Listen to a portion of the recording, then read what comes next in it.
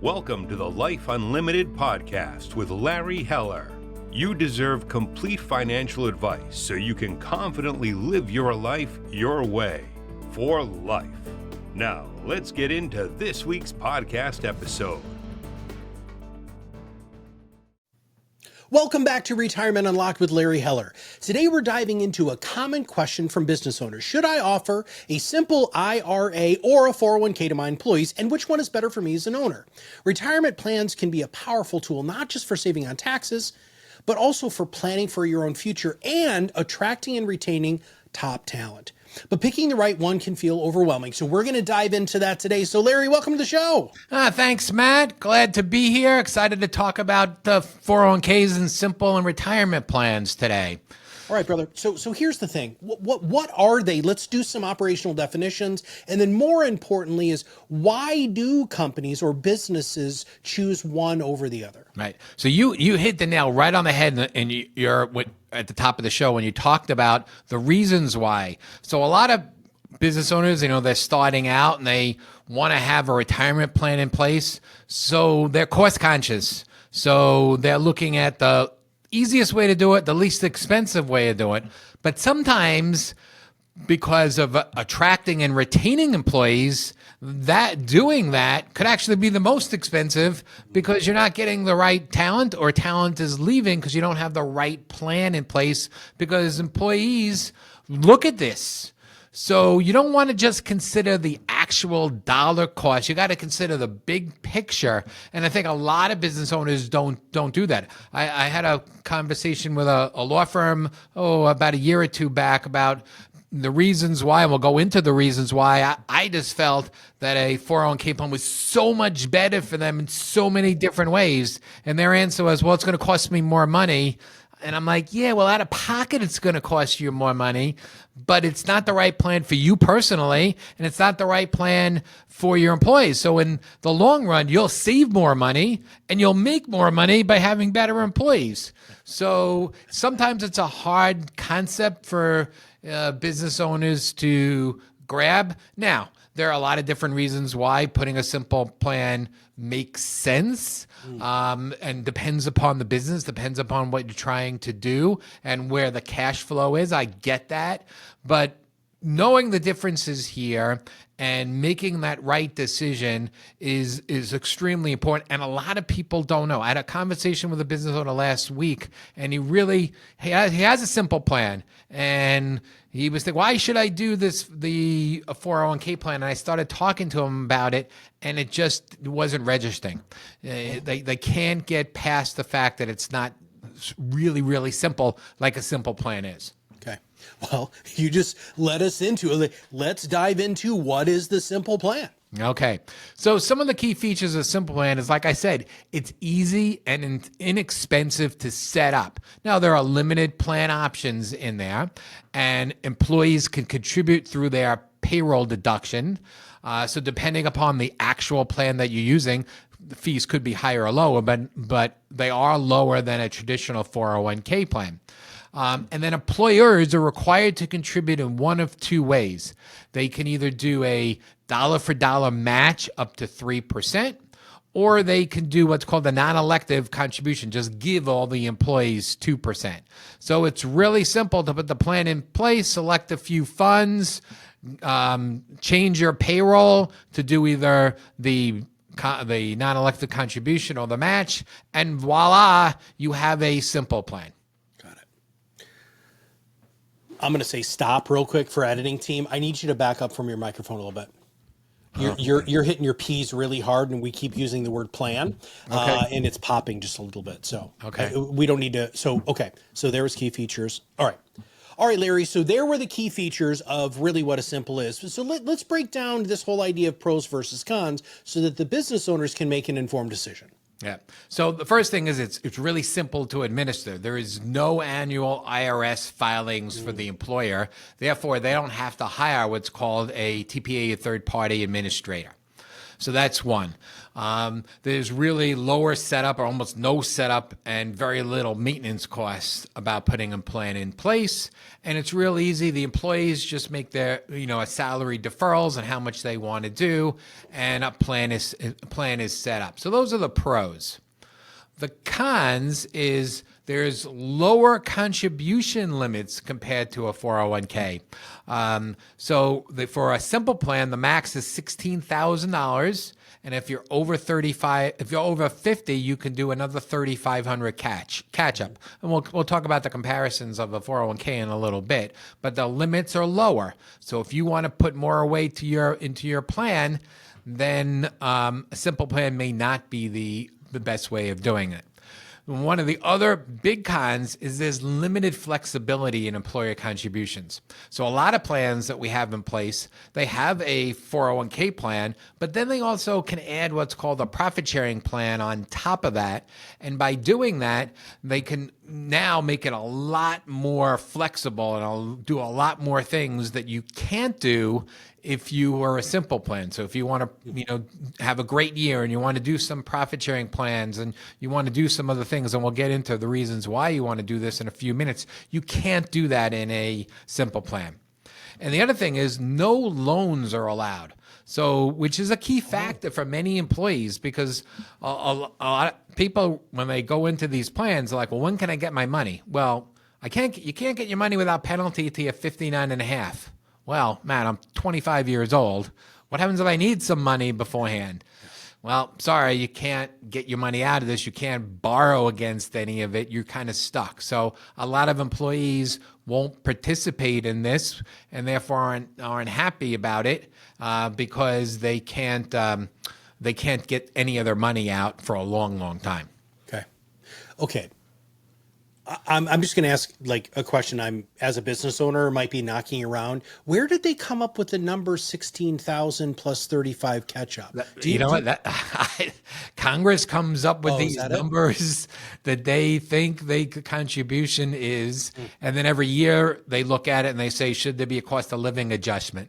But your guess is as good as mine where they come up with these numbers. Just seems really arbitrary, especially when we're diving now into the 401k, which is exponentially more money that people can go ahead and put in. Okay, so now you just defined what the simple is. Let's talk about what is a 401k.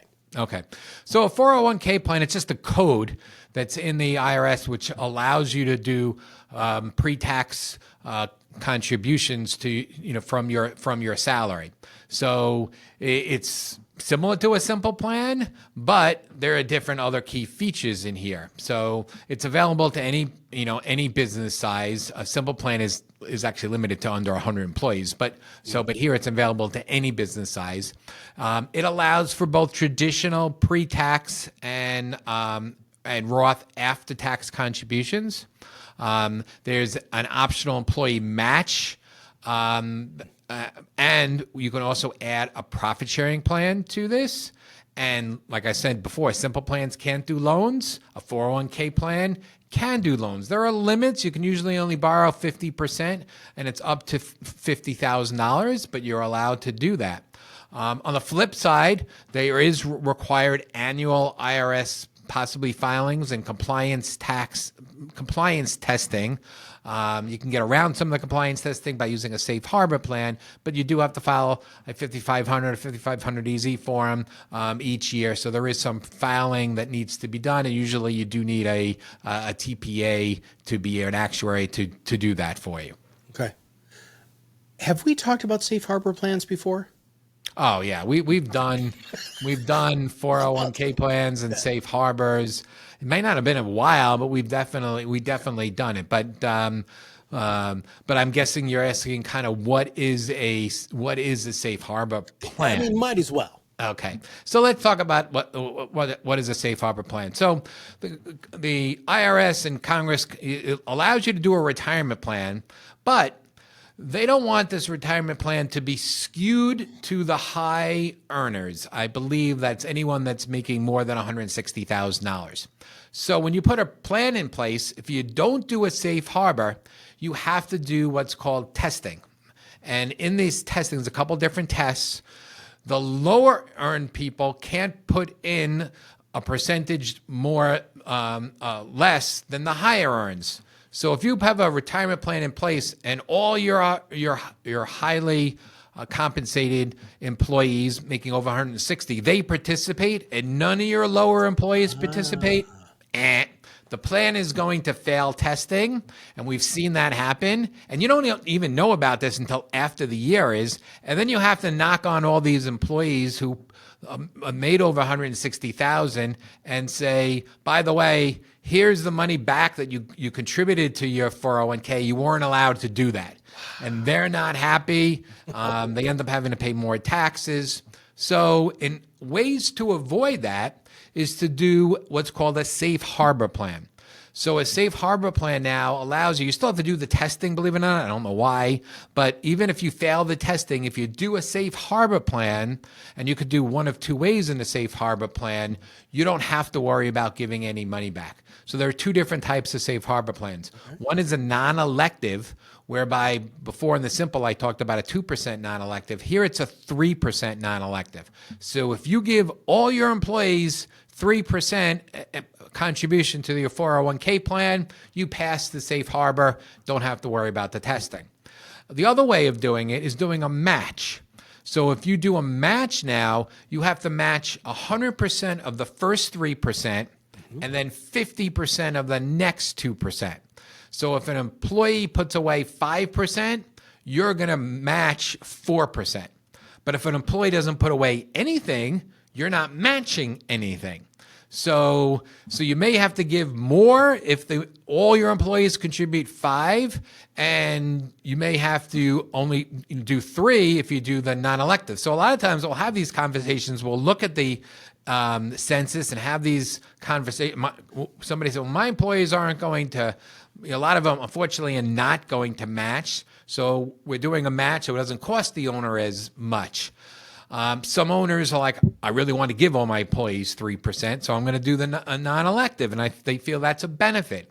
So having those kind of conversations up front with a business owner, either an existing plan or a new plan, to see what is the right thing for that company and for that client is super important. But getting back to your answer of what a safe harbor plan is, if you do one of those two things, you don't have to worry about a non-highly compensated person having to take money back out of the plan during that year. Gotcha. And please, if you haven't listened to other episodes where we're talking about business planning and 401ks and IRAs and Roths and all of those things, please make sure that you go back and listen to the other podcasts that Larry and I have done over the years, because lots of great information there. Okay, so now we're going to talk about, you just talked about the key features of the 401k. Let's talk about the pros and cons. Right. So again, higher contribution limits. In 2025, you can put away $23,000. If you're over 50, you can put away $7,500. And if you're 61, 2, and 3, you can put away even more money. You can listen to one of our podcasts when we talk about the super catch up for that. So that's one of the advantages that you can do in a 401k plan. So employers can contribute additional amounts. So if they want to do a profit sharing plan, they can actually contribute up to $69,000 per employee. So there's a lot of different ways. And when you do these profit sharing plans, one of the things that you mentioned, attraction and retention, here's where it gets really interesting, because you can now do, on the profit sharing part, you can do vesting. And what is vesting? Because that's probably your next question to me, Matt. So vesting is how long you have to be there to actually, you vest in this amount, and you actually can get it if you leave. So you can vest. Sometimes you can, they can have short-term investing. Sometimes you can do it over 6 years where it's 0, 20, 40, 60, 80, 100. So now you're giving employees money in this profit sharing plan, but if they leave before they're there 6 years, they're going to forfeit some of that money. And when they've been there 6 years, if they go start somewhere else, they may have to start all over again. So it's another kind of a way of retaining and attracting, saying there is money here, and the longer I stay, the bigger pot of money I can get. So an extremely, extremely important pro for a 401k plan, depending upon the company that the plan you're trying to put in place.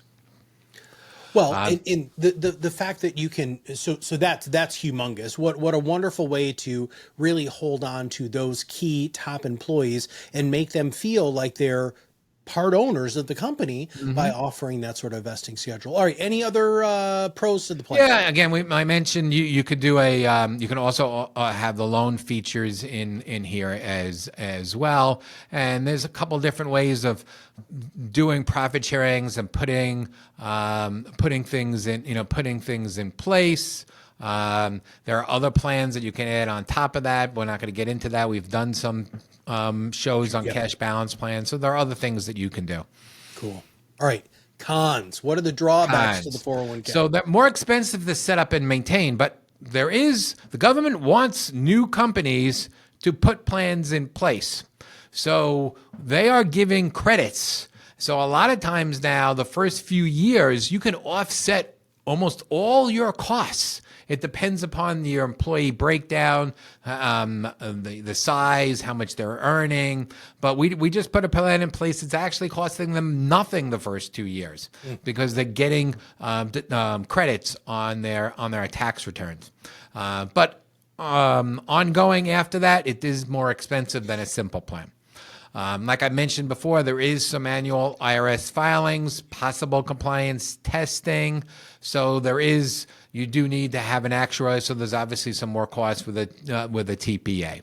And then a lot of times, not only do you want to use a TPA, but you are using a third-party a record keeper on top of the TPA. So the money is housed there. So there are a few fees in there. Now, those fees can be either picked up by the employer, passed on to the employee, or split between them. So there's a lot of different ways of doing this. So even though there's more fees, there's a lot of different ways of doing that. And like I said, if you don't have a plan in place and you haven't had one, you can take advantage of the credits that the IRS is offering you. Now, can you switch? So can you start with a simple and then transfer it into a 401k or vice versa? You can. There are certain deadlines when you have to get out of a simple in order to get the 401k plan in place for the next year, because you can't have both in the same year. I don't recall exactly what the deadline is, but yes. So if you are thinking about switching, you want to speak to someone early on to make sure you have enough time to get out of a simple and get into a 401k. I haven't had anyone want to go the other way, so I'm not sure what the rules are for that. Well, but here's the best part. For those of you who haven't figured this out by now, you can call the office at Heller Wealth Management. They'll be able to answer these questions for you. All right. So how do we make the decision on which is going to be best for our business? Okay. So one of the things that we talked about with a simple, you're really just starting out. You want to have some plan in place there, but cash flow is really not super, on an ongoing basis. You're not really sure what it's going to be on an ongoing basis, but you want to have something in there. You're young enough, so you'd like to max out the higher amount, the 23, but at least if you're putting away something, it's okay. And you're fine with some of the limited flexibility. So what I say is a simple plan is better than no plan. Yeah. So if you want to do something like that, that's when a business is better to do a simple plan. When you start to get a little bit the next level where you see you're a little bit better cash flow analysis, you can afford some of these, you see the plan growing, you want to attract and retain key employees, you want to provide them with the loan options, you may want to add a profit sharing plan into place, you're starting to think about putting more money away from yourself. So those are the times that you want to think about either changing from a simple to a 401k or just starting with a 401k plan. And like I said, everyone's different. And there's no right or wrong answer here. It's what you think is going to work best for yourself and what's going to work best for not only your company, but your employees as well. Yeah. All right. What should I have asked you that I didn't? So we talked a little bit about the safe harbors and what that is and how that's going and the max. So, the key thing to me here that people don't keep in mind, like I said at the top of the show, is the employee retention.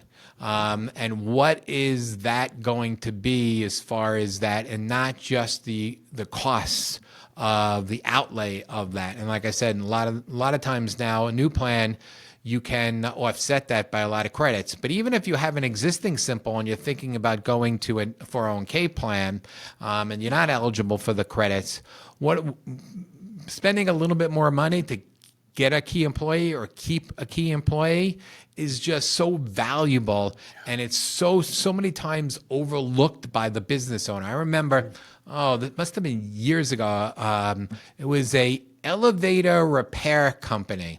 And we did a whole proposal. They had a 401k plan, but it wasn't designed properly. And we met with the CFO, who wanted to do something better for the employees, and it wasn't that much more money to change the plan over from one to the other. And the CFO said, "Look, great, let's do it. Just have to run it by the owner." We remember the owner. The owner said, it's not going to make them any better. I'm just going to keep the 401k in place. No foresight to really see what would happen with his employees and how much a little bit more money would make them feel so much better and probably be more productive. Something you can't always see, but a happy employee is more productive. So that to me, those type of variables, those non-financial variables when you're a business owner and trying to grow is so important, and how having the right retirement plan in place can have a major impact. Yeah. So that's what I would take from this. When we'll drop the side-by-side comparison in the notes between the plans. But if you're thinking of having putting a new plan, or you have a Simple and you want to move to somewhere else, please feel free to give us a call. We'll do a whole analysis for you. We'll ask you all these questions. And even if you just have a 401k plan, you may not have the right 401k plan. So that's another thing. That's a whole nother podcast that we can talk about, Matt. Well, just put it on the list, brother. We have a heck of a long list. So, all right. Well, thank you for tuning into Retirement Unlocked. If you found this episode helpful, please make sure that you like, subscribe, and more importantly, if you know a business owner or you're an employee of a business and you really want to have these conversations, make sure you share this podcast with them. And if you want to take the next step, in the episode description below, you're going to find a link to Heller Wealth Management, where you can find a lot more resources and the option to schedule a free complimentary 20-minute call with their team. Please make sure you take care of that, or take advantage of that. And here's the thing. Your ideal retirement starts with a conversation. Let's get started. We'll see you next time on the Retirement Unlocked. Damn it, I got to do that again. Hold on. We'll see you next time on Retirement Unlocked. I don't know why I use the